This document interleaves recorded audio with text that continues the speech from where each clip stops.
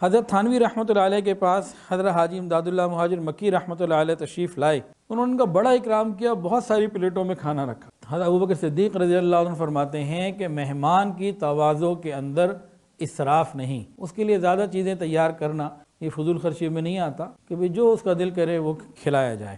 ماوراء النہر کے علماء میں ایک بات یہ بھی ہے وہاں کے لوگوں میں کہ 4 آدمیوں کا کھانا، 4 آدمی مہمان کے طور پر آئے نا، وہ 20 آدمیوں کا کھانا بھی رکھ دیتے ہیں. ان سے پوچھا گیا بھئی کیوں؟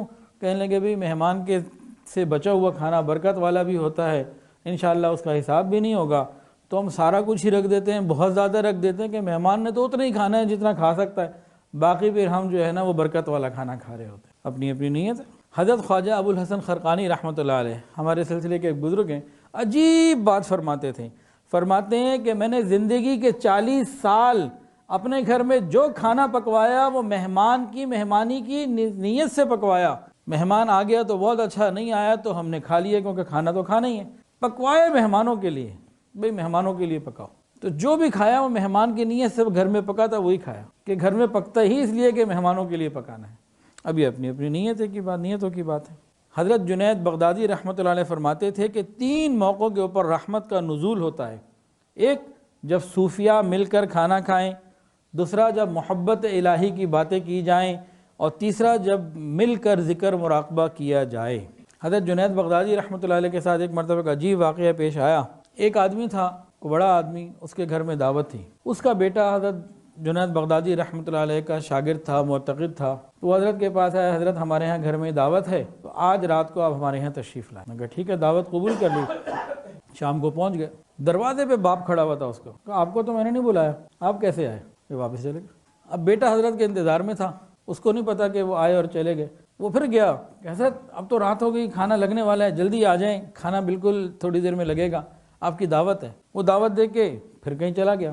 حضرت جنید بغدادی رحمۃ اللہ علیہ پھر آئے تو آگے پھر باپ ملا کہ جی ابھی تو آپ کو بتایا کہ آپ کی دعوت میں ہیں. وہ واپس چلے گئے.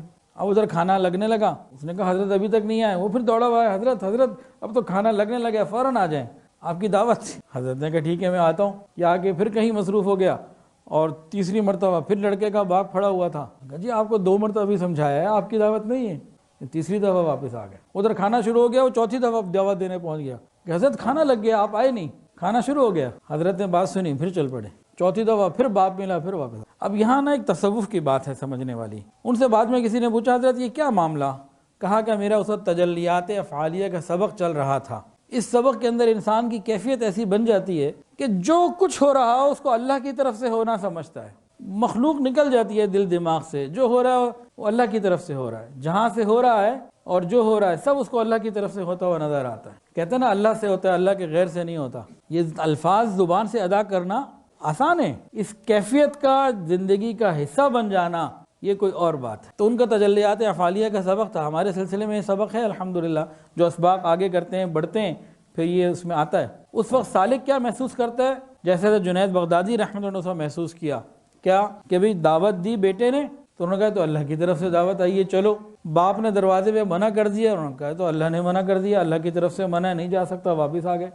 وہ انسانوں کو نہیں دیکھ رہے ہوتے، وہ سوچ رہے ہوتے ہیں جو ہو رہا ہے سب اللہ کی طرف سے ہو رہا ہے. اس کی ایک اور مثال سمجھ لیجئے. وہ ایک اللہ والے کہیں جا رہے تھے، بارش کا موقع تھا، تو 2 میاں بیوی قریب سے کہیں گزرے اور ان کے پاؤں سے کوئی چھینٹ نکلی جو بیوی کے کپڑوں پہ جا لگی. تو شوہر کو غصہ آیا، اس نے زور سے چپیڑ ماری کہ میری بیوی کے اتنے قیمتی کپڑے آپ نے گندے کر دیے. یہ خاموش ہو گئے، انہوں نے کچھ نہیں کہا، چلتے رہے. آگے جب گئے تو آگے ایک حلوائی کی دکان تھی. اس نے پہلے سے کوئی نیت کی ہوئی تھی کہ جو سب سے پہلے یہاں آئے گا نا اسے گرم گرم میں ایک دودھ کا پیالہ پلاؤں گا. اس نے دیکھا یہ آ رہے ہیں تو اندر لے گیا اور جا کے گرم گرم دودھ کا پیالہ پیش کیا. انہوں نے بسم اللہ پڑھی، پیا، شکر ادا کیا، اور پھر اللہ تعالیٰ کی طرف متوجہ ہو کے کہا یا اللہ تیری شان بھی بڑی عجیب ہے، جب دل چاہتا ہے تھپڑ لگواتا ہے، جب دل چاہتا ہے گرم دودھ پلا دیتا ہے. کہ اس سبق پہ پہنچ کے کیفیت انسان کی یہ ہو جاتی ہے کہ جو کچھ ہو رہا ہو اللہ کی طرف سے دیکھ رہا ہوتا ہے. یہ میرا اللہ کی طرف سے، جو ہو رہا ہے اللہ کی طرف سے ہو رہا ہے.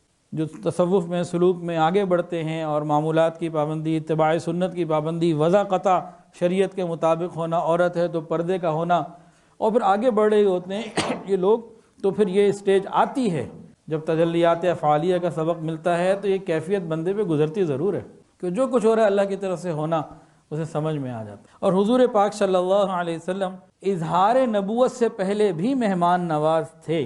جب پہلی وحی نازل ہوئی اور آپ پریشان آئے گھر میں تو بی بی خدیجہ نے کیا کہا؟